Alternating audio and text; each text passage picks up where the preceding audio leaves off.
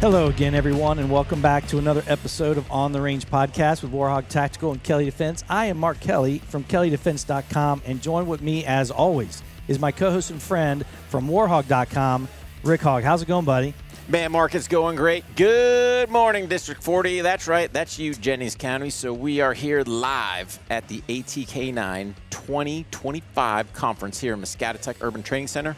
I just want to thank you, the viewer, listener, for giving us your most precious commodity, your time to tune in. Guys, we couldn't do it without you. Do us a huge favor. Hit that like button, subscribe, leave us a comment, all that other good stuff. If you're on the audio side, rating, reviews, all that's going to help with this big tech censorship that here at On the Range Podcast faced. But luckily, we've got another great guest for today's episode. So, yeah, Mark, looking forward to this one. Yeah, why don't you go ahead and tell us who you are and what you do? My name's Dustin Fields. I live here in the Jennings County. Right. The only Jennings County in the United States. Yep. I work at a shop called Mason Automotive Group. Okay. We help the sheriff's department. We service all their vehicles, keep them guys on the road so they can go call to call. We know that they're 100% safe. It's really about it. Well, the interesting thing is we met you through the sheriff's office. Yes. And we understand that you actually listen to On the Range Podcast, which we don't hear that too often. Nope. When we go to these events, and we try to push it out there. But you have a very interesting story, and the association with the sheriff's office brought us together. But let's kind of go into what you told us, because if you want to, kind of intro that piece in, Rick, it's very unique. Yeah. Especially on the talking to someone during what occurred down there in North Carolina. Yeah, so it was funny. We were talking to the sheriff, and he had made mention that he knew somebody that was actually in North Carolina. On the last show from here. Yeah. Exactly, you're right. That when Hurricane Helene hit Western North Carolina, was actually there helping out. Come to find out, it's actually Dustin. So when we were talking kind of pre-production, you went out there a couple days before on the premise of vacation. Yep. No idea the hurricane's rolling in. So at that point, the hurricane, it showed it basically missing Asheville. Whenever we had got there, we're like, okay, we're fine. We're going to get a little bit of rain, nothing crazy. It was supposed to shift and miss. Well, it shifted the opposite direction, and it hit direct. So we had planned this vacation. We went there. My mother-in-law, God rest her soul, it was her last vacation. Wow. We told her, pick somewhere to go. She said, I've never been to Asheville. I want to see the mountains. Okay. So we take her. We rent an Airbnb up on the mountain. Beautiful view. Like it was the best vacation. We had spent some time in downtown Asheville. So the night before the hurricane had hit, we didn't want to pack up a bunch of stuff and leave, because at that point we just thought, hey, we're going to be driving through the rain first thing tomorrow. Yep. So we packed up what we could. Stupid choice on our part. We took our, I guess you'd say, necessities, all of our food that we didn't want to worry about it de-thawing on the drive home. So we cooked it. Okay. Less to pack. Sure. Horrible idea. So I wake up, it's probably 4 o'clock in the morning. Phones are going berserk. I'm like, man, this is getting crazy. Yeah. I open up the door, can't see but maybe 5 feet. And then all of a sudden I'm hearing trees snapping, and it's just all hell is breaking loose. Now, what woke you guys up? Was it the commotion outside, or was it just all the activity on your cell phone? I had heard the wind and the commotion, but I didn't really think anything of it. And then once the phones went off, it's like as soon as the phones went off, that's whenever it just unloaded. Yeah. What'd the phones tell you? Like evac now? Yes. Okay. The phones were telling everybody to evacuate the area. As soon as I looked outside, I was like, there's no way. Yeah. There is no way. I mean, all you seen was trees laying in the road. There's power lines down. You got to remember, we're up on the mountain, so we don't have a clue what's further down. Yeah. So I'm just like, we're just going to have to wait it out. Once it calms down, we'll see how bad it is. We'll try and get out of here.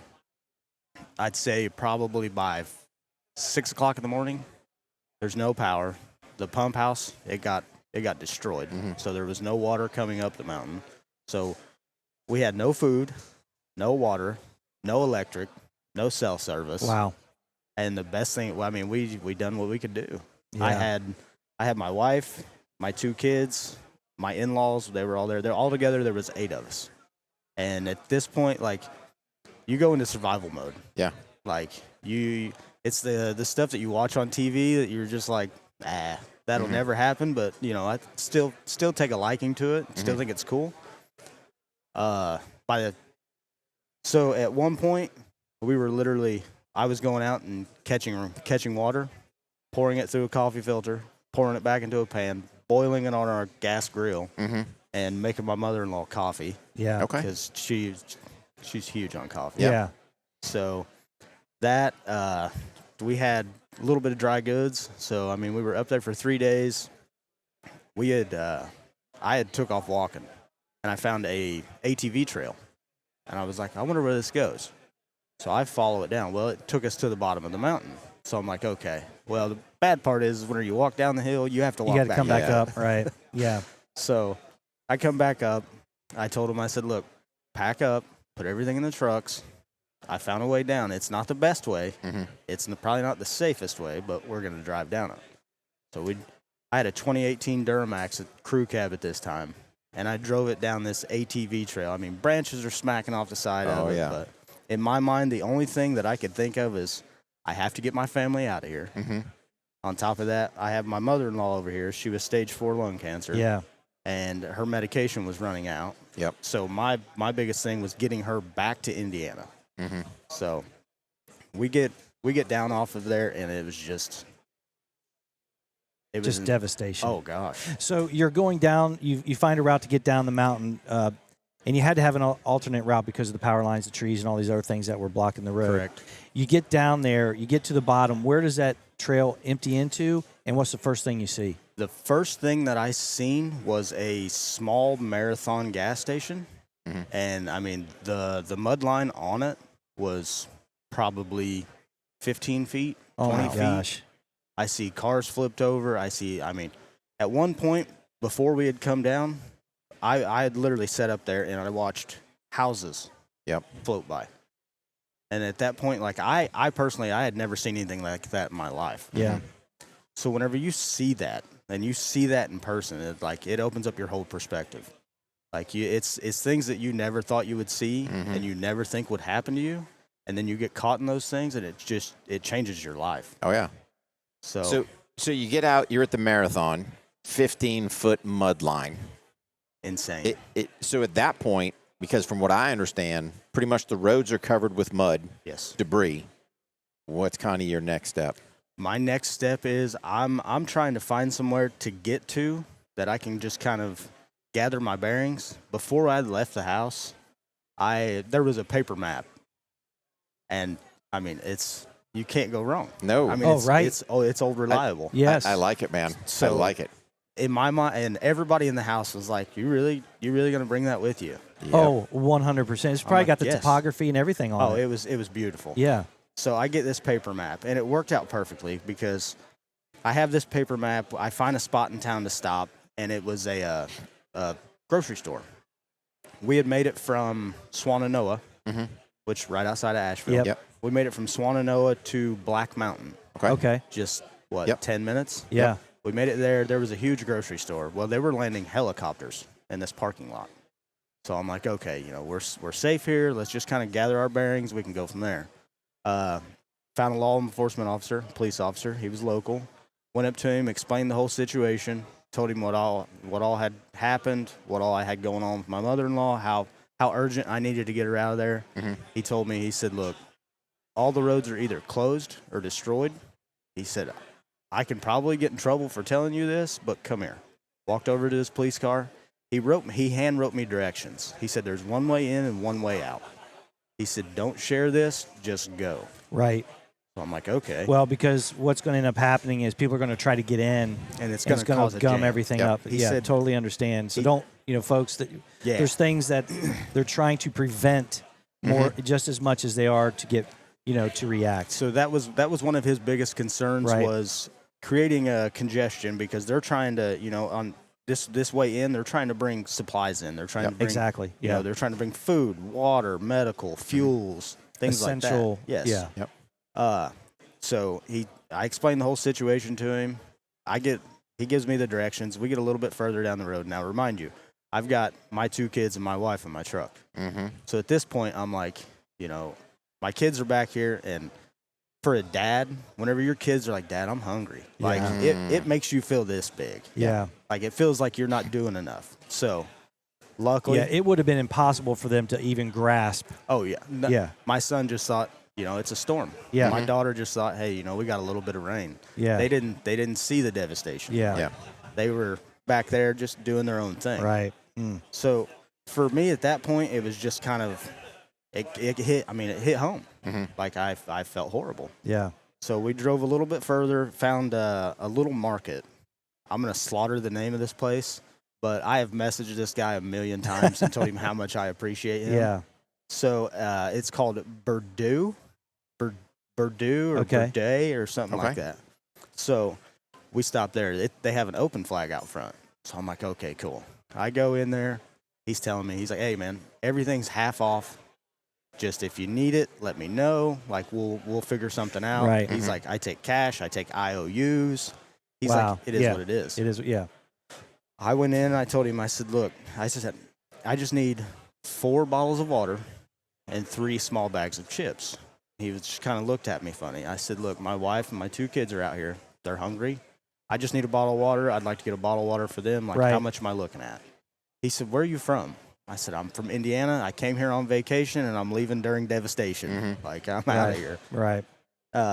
So we kind of chatted back and forth, and he told me, he's like, man, I tell you what, just take it. He's like, just take it. He's like, you're fine. Yeah. I'm like, are you sure? He's like, 100%. He's like, I hope you make it back. He said, maybe I'll hear from you. Yeah. And I kid you not, about once every 2 to 3 weeks, I'll message this guy. We chatted up. Hey, how you doing? Yeah. It's crazy that we built a bond out of something terrible, Yeah. So we do that, and it was just like, and at that point in my life, like, I'll be honest with you, like, I wasn't a firm believer in, like, hey, God's got a bigger plan for you and this and that. Like, at that point, I was kind of on the fence. Whenever I walked out of there, there's a Japanese restaurant next door. I walk out of there, and man, it smells amazing. Oh yeah. Like, I can taste it. That's how good it smells. Yeah. And the guy comes out and he looks at me, and it's like, hey, he's like, you hungry? I'm like, yeah, very. He's like, okay. Goes back inside, comes out, and this guy brought us out 12 styrofoams full of nothing but like steak, shrimp. I mean, just vegetables. And I'm like, how much? He told us, he's like, don't worry about it. If I either have to cook it or I'm going to have to throw it away. Right. He's like, I don't want it to go to waste. So right there out of the gate, like, that was 2 blessings. So, and then we kind of start to make our way out of there. I've got these directions. I've got this paper map, like, and I've got the ambition. Like, I'm going home. Yeah. Like, I'm getting these guys out of here. Yeah. So we start going down the road, and every road blocked, destroyed. I mean, it was catastrophic. It was terrible. Yeah. How did you actually end up getting to somewhere where you could put the hammer down and head home? So, and this is where it got real. Like, at this point, I didn't know if we were going to make it back. So I followed this paper map, and I'm hitting these little towns. Like, so if I'm going down this highway and it's blocked here, I'm turning around and I'm hitting, 250 West or whatever other road I can get to. So I hit those, and I'm going through there. And, I mean, it was just kind of mumble jumble. And whenever we finally got to a section of interstate where we could see people and they were going both ways, I'm like, okay. Yeah. Like, we're making some headway here, yeah. We're starting to make some progress. We're getting closer and closer to safety. Well, I thought. Uh-oh. We get going down through there, and my truck on the dash, it pops up, and it says fuel level low. And I'm like, okay, no big deal. I see all these people. I'm like, it's okay. Like, I'm going to find a fuel station. I go in there. The off-ramp is so backed up. We are still on the interstate, and this lady walks up to my truck, and I roll the window down. I'm like, how are you? She's like, I'm good. How are you? I'm like, I'm good. She said, do you want gas or diesel? I'm like, I need diesel. She was like, okay. She's like, just drive around everybody. Oh. I'm like, what? She's like, just drive around everybody. She's like, a lot of these people are just getting gas. Just drive around them. The diesel pumps up there. I'm like, lady, this is going to start a huge, like, this is a problem. Yeah, I'm going to be on the next headline. Yeah. Like, no, I'm not driving around these people. She told me, she said, I own the gas station. Drive around everyone. So I drive around everyone. And at this point, like, I tell my family, I'm like, stay in the truck. Like, I don't know how this is going to go. Yeah. Like, it's going to go one of two ways. Either it's People will understand. Yeah. Or it's just going to go completely sideways. Thank God it didn't. We pull up there. I go in, and at this point, I'm thinking, this is a full-blown gas station. Like, the lights are on, the coolers are on. Like, I'm good. I pull out my wallet. They're like, oh, we're cash only. Oh, geez. I'm like, what? She's like, yeah, we're cash only. So at that point, I'm like, okay. Start digging through my wallet, then I hardly ever carried cash. Now, Yeah. I carry cash. Oh, yeah. Have to. Yes. Like, Yeah. Yes. if I don't, and I get in that situation again, like, I mean, I'm screwed. Yeah. So my brother-in-law, he was in another truck, and I went up there, and I was like, hey, man, do you have cash on you? He was like, yeah. I'm like, this is cash only. I was like, as soon as I get to where we get some cell reception, like, I will Venmo it to you. I'll PayPal it, like, whatever you want, but I need diesel fuel. He's like, okay. So we go in the gas station, and I tell the lady, I'm like, hey, I need $100 in diesel. And this is the same lady from the off-ramp. She's like, where are you trying to get to? I'm like, Indiana. I tell her, we just came from The Jennings County. Yeah, the Jennings County. So I tell her, hey, I give her the whole rundown of the whole situation, how we came here on vacation and how we were in Swannanoa, everything like that. And it says a lot about people down there, because that lady looked at me and she said, your money's no good. Wow. She gave me my cash back. She's like, your money's no good. I put $100 on the pump. I hope you make it home. Yeah. Wow. And it was just like, one huge bad thing happened, but all these small blessings along the way just kept falling into place and falling into place. Like, it was a 5.5, 6 hour drive. Yeah. Our way home turned into a 22-hour drive. Yeah. And it was just, even to this day, when somebody's like, hey, man, you wanna go to Asheville? I'm like, Yeah. not really. Yeah. Wow. We had some conversations with some other folks down here that are friends of ours, and all those things that occur, those little small blessings, you kind of turn that around as well, and so did the sheriff and some of his associations. Tell us about that before we start to wrap this up. So whenever I got back home, my main priority was getting my family home safe. I mean, Sure. like any dad would. I got my family back home safe, and it didn't sit well with me. Yeah. Like, I seen all these people in total devastation. Yeah. Like, their houses are destroyed. There was one guy that came up to my truck with a picture of his wife. Oh, jeez. And it destroyed me. Dude. He said, I haven't seen her since last night. Oh, man. I personally didn't have the heart to tell him. Yeah. So I bad just, it was. And yeah. Oh, I just man. told him, I was like, man, I Yeah. didn't see her. But so whenever I came home, it didn't sit well with me leaving. And me and my wife, we kind of argued about this a little bit. Yeah. Yeah, she was I'm not, sure. she was not a fan. I'm sure. So whenever I got home, I had contacted Kenny. I said, look, this is what I want to do. I want to gather supplies. Like, I have my small trailer. I'm going to gather diesel fuel. I'm going to gather gas, like water, dry food, hygiene, dog food, anything that I can help these people with. And I'm going to take it back down. Yeah. And he thought it was a phenomenal idea. Yep. Kenny's such a great guy. Oh, yeah. Yeah. He reached out to everybody he could, talked to everybody. Like, we got things moving. And then the day before that I was going to drive all this stuff down, Kenny calls me and he says, hey, they're not letting people back in. He's like, you have to be with FEMA or a North Carolina resident to come back in. I'm like, are you kidding me? He's like, no. So Kenny reaches out, talks to a couple law enforcement agencies down there, trying to see if he can get it to where we can bring this stuff down.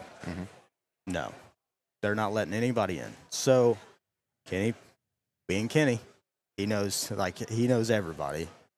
He reaches out to a couple other guys. Well, another department down south had started taking collection to be able to take down there. Okay. So that's what we ended up doing. We ended up saying, hey, you know, we have all this stuff up here that we want to send down there that we've collected.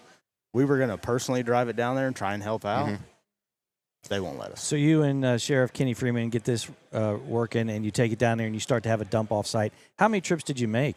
So they ended up bringing a semi-trailer up here. Oh, perfect. Yeah. Perfect. They ended up bringing a semi-trailer up here to pick all this stuff up. Awesome. Which worked out phenomenally. Yeah. Awesome. So, and then that's what kind of pushed me. So I do search and rescue with a K9 now.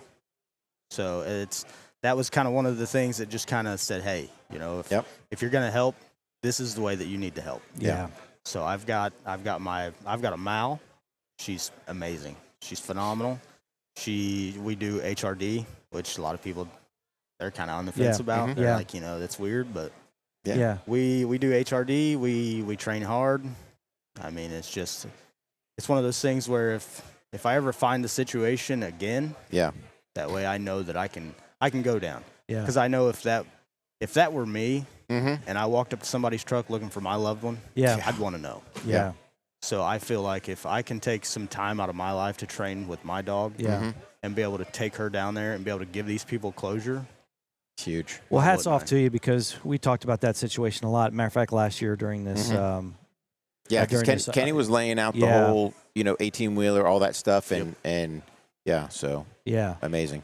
That's a great. It's a terrible story and situation, but the outcome could not have been any more amazing from people like yourself and Chris and Kenny and all these folks that are absolutely doing everything they can to help. And now you're continuing to do something for sure to help. So hats off to you.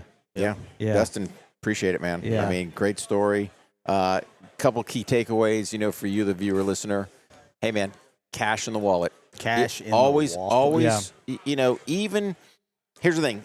I would say put better than a 20, because I always told my kids, hey, at least have 20 cash on you.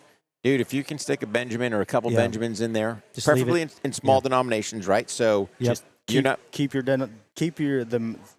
just remember on how much things cost now. Oh, yeah. Versus, 20 years ago. Oh, yeah. $20 20 years ago got you a little bit further. $20 now, it doesn't get you Get far. you a bottle of water. Yeah, it gets you a bottle of water and a snack.